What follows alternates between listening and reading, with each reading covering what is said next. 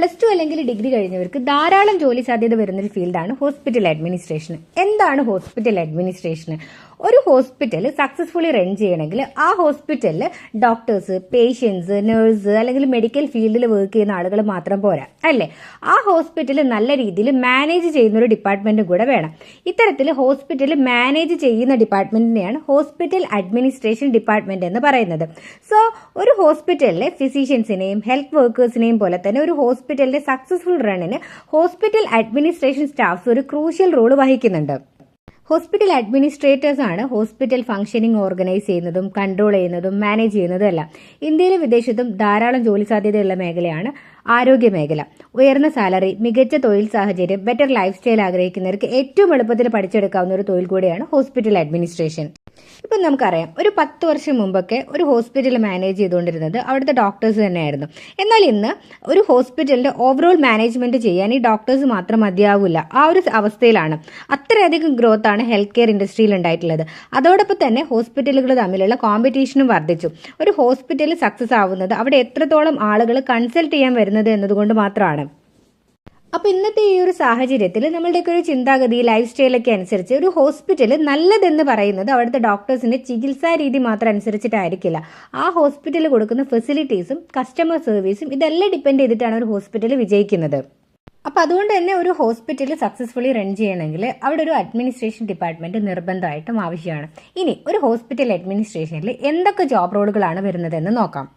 Job റോളുകൾ വന്നിട്ട് front office executive, OP department, medical insurance department, death birth registration department, quality control department, purchase department, customer care, billing, accounting, medical records department, medical store department, insurance department, payroll calculation department, HR department, electronic device control department, public relation officer, emergency department, admin general തുടങ്ങിയ ഒരുപാട് job റോളുകൾ ഒരു ഹോസ്പിറ്റലിന്റെ സൈസിനനുസരിച്ചിട്ട് ഇതിൽ കൂടുതൽ departments ഉണ്ടാവാം. ചില ഹോസ്പിറ്റലിൽ ഇതിൽ കുറഞ്ഞ ഡിപ്പാർട്ട്മെന്റ്സ് ഉണ്ടാവും. അപ്പം ഡിപ്പെൻഡ്സ് അപ്പോൺ ദ ഹോസ്പിറ്റൽ. ഒരുപാട് ജോബ് റോളുകളാണ് ഒരു ഹോസ്പിറ്റൽ അഡ്മിനിസ്ട്രേഷനിൽ വരുന്നത്. സോ ഈ ഡിപ്പാർട്ട്മെന്റുകളിലേക്കെല്ലാം +2 ഡിഗ്രി ക്വാളിഫിക്കേഷൻ ഉള്ളവർക്ക് ജോബ് നോക്കാൻ പറ്റും. ബേസിക് ലെവൽ തൊട്ട് പ്രോ ലെവൽ വരെ പോകാവുന്ന ജോബ് റോളുകളാണ് ഹോസ്പിറ്റൽ അഡ്മിനിസ്ട്രേഷനിൽ വരുന്നത്. ഇനി ഇതിന്റെ എല്ലാം ഫംഗ്ഷനിങ് എങ്ങനെയാണെന്ന് നോക്കാം. Front office executive, patients, visitors ഇവരൊക്കെ ഗ്രീറ്റ് ചെയ്യുക, അതായത് ഡിപ്പാർട്ട്മെന്റുമായിട്ട് കണക്ട് ചെയ്യുക, ഇതൊക്കെയാണ് ഫ്രണ്ട് ഓഫീസ് എക്സിക്യൂട്ടീവിന്റെ ജോബ്. ഇപ്പോൾ ഒട്ടുമിക്ക എല്ലാ ഹോസ്പിറ്റലുകളിലും എൻക്വയറിക്ക് വേണ്ടിയിട്ടൊരു ഡിപ്പാർട്ട്മെന്റ് ഉണ്ടായിരിക്കും. അത് ഓൺലൈൻ എൻക്വയറി അല്ലെങ്കിൽ ഡയറക്റ്റ് എൻക്വയറി, ഓൺലൈൻ ബുക്കിംഗ് ഒക്കെ ആയിട്ടും അവൈലബിൾ ആണ്. അപ്പോൾ ഇതിന് വേണ്ടിയിട്ടുള്ള ഡിപ്പാർട്ട്മെന്റ് ആണ് കസ്റ്റമർ കെയർ ഡിപ്പാർട്ട്മെന്റ്.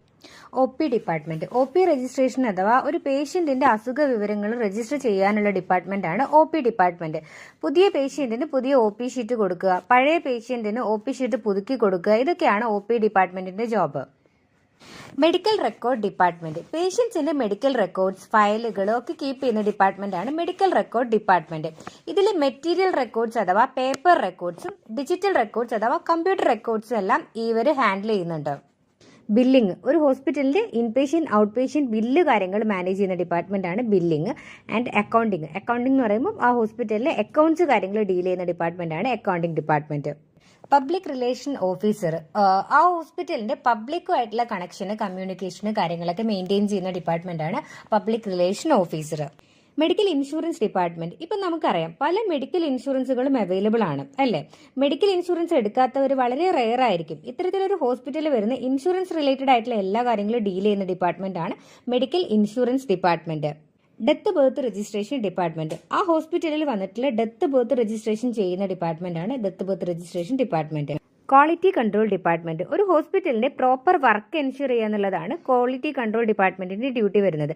ആ ഹോസ്പിറ്റലിൽ കൊടുക്കുന്ന service patients and others satisfied ആണോ, കൃത്യമായ ക്വാളിറ്റി പാറ്റേണോട് കൂടിയിട്ടാണോ ആ ഹോസ്പിറ്റൽ റൺ ചെയ്യുന്നത് എന്നെല്ലാം നോക്കുന്നത് ക്വാളിറ്റി കൺട്രോൾ ഡിപ്പാർട്ട്മെന്റ് ആയിരിക്കും.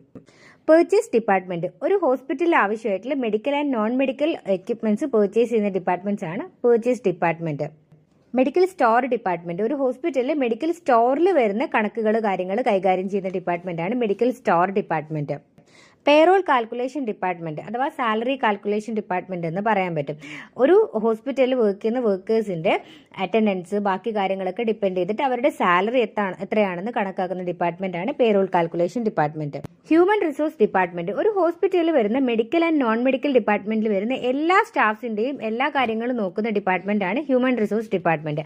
അതായത് ആ ഹോസ്പിറ്റലിൽ വരുന്ന സ്റ്റാഫ്സിന്റെ സാലറി, ലീവ്, അവരുടെ മോട്ടിവേഷൻസ്, ട്രെയിനിങ്സ് എല്ലാ കാര്യങ്ങളും നോക്കുന്നത് ഹ്യൂമൻ റിസോഴ്സ് ഡിപ്പാർട്ട്മെന്റ് ആയിരിക്കും. ഇപ്പൊ നിങ്ങളൊരു ഹോസ്പിറ്റൽ മാനേജ്മെന്റ് പഠിച്ചു കഴിഞ്ഞാൽ ഹോസ്പിറ്റൽ മാനേജ്മെന്റിൽ നിങ്ങൾക്ക് ജോബ് കിട്ടുന്നതും ഈ ഒരു HR ഡിപ്പാർട്ട്മെന്റ് വഴിയായിരിക്കും. ഇലക്ട്രോണിക് ഡിവൈസ് കൺട്രോൾ ഡിപ്പാർട്ട്മെന്റ് ഏതൊരു ഹോസ്പിറ്റൽ ആണെങ്കിലും ഒരുപാട് ഇലക്ട്രോണിക് ഡിവൈസുകൾ അവിടെ ഉണ്ടാവും അല്ലെ, അതിനെ കൺട്രോൾ ചെയ്യുന്ന ഡിപ്പാർട്ട്മെന്റ് ആണ് electronic device control department. Emergency department emergency ആവശ്യങ്ങൾക്ക് വേണ്ടിയിട്ട് വർക്ക് ചെയ്യുന്ന ഡിപ്പാർട്ട്മെന്റ് ആണ് എമർജൻസി ഡിപ്പാർട്ട്മെന്റ്, അതായത് അത്യാഹിത വിഭാഗം ഡിപ്പാർട്ട്മെന്റ് എന്ന് പറയും.